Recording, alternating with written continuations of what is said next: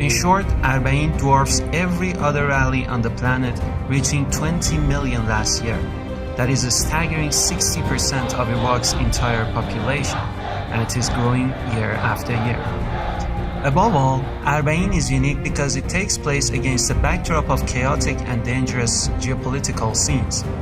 Daesh, aka the ISIS, sees the Shia as their mortal enemy, so nothing infuriates the terror group more than the sight of Shia pilgrims gathering for their greatest show of faith. There is another peculiar feature of Arbaeen. While it is a distinctively Shia spiritual exercise, Sunnis, even Christians, Yazidis, Zoroastrians, and Sabians partake in both the pilgrimage as well as serving of devotees.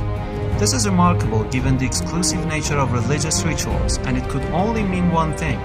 People, regardless of color or creed, see Hussein as a universal, borderless, and meta-religious symbol of freedom and compassion. Who is this Hussein who motivates people to defy all the odds and come out to mourn his death 14 centuries after the fact? 570 AD, Arabian society is fueled with ignorance, with injustice, with tyranny, and with cruelty. Injustice on the political level, injustice on the social level, and injustice on the economic level. This man's grandfather, by the name of Muhammad, rises in Arabia. He is able to alleviate all these forms of injustice. The cruelty is removed. The tyranny has now vanished. He is able to establish principles by which every human being can live, Muslim and non-Muslim alike.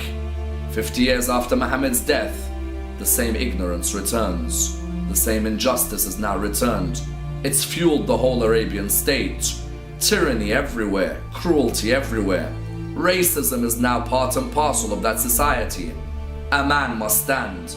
A man must ensure that his grandfather and his message do not die. This man is known as Hussein. But this man, Hussein, recognizes that for this message to remain alive, he has to sacrifice his own life. Hussein is revered by Muslims as the Prince of Martyrs, or Sayyid al-Shuhada. He was killed in Karbala on a day which became known as Ashura, the 10th day of the Islamic month of Muharram, having refused to pledge allegiance to the corrupt and tyrannical Caliph Yazid.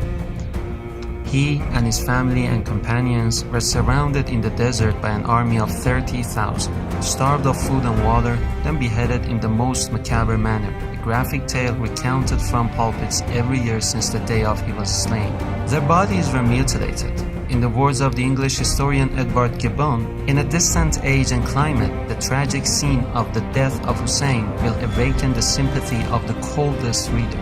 Shia Muslims have since mourned the death of Hussein, in particular on the days of Ashura, then 40 days later on Arbaeen. 40 days is the usual length of mourning in many Muslim traditions.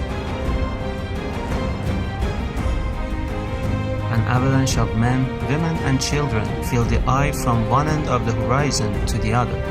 The crowds were so huge that they caused a blockade for hundreds of miles. The 425-mile distance between the southern port city of Basra and Karbala is a long journey by car, but it's unimaginably arduous on foot. It takes pilgrims a full 2 weeks to complete the walk.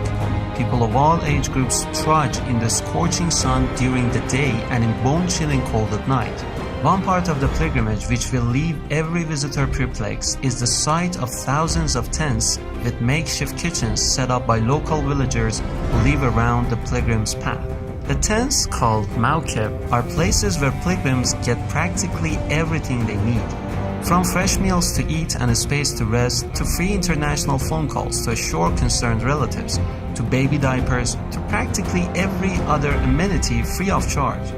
In fact, pilgrims do not need to carry anything on the 400-mile journey except the clothes they wear. More intriguing is how pilgrims are invited for food and drink. Mawkib organizers intercept the pilgrims' path to plead with them to accept their offerings, which often includes a full suite of services fit for kings. First, you can have a foot massage, then you are offered a delicious hot meal, then you are invited to rest while your clothes are washed, ironed, then returned to you after a nap.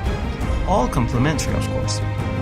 Everything, including security, is provided mostly by volunteer fighters who have one eye on Daesh and another on protecting the pilgrims' path. To know what Islam teaches, don't look at the actions of a few hundred barbaric terrorists, but the selfless sacrifices exhibited by millions of Arbaeen pilgrims. It isn't easy for an outsider to understand what inspires the pilgrims.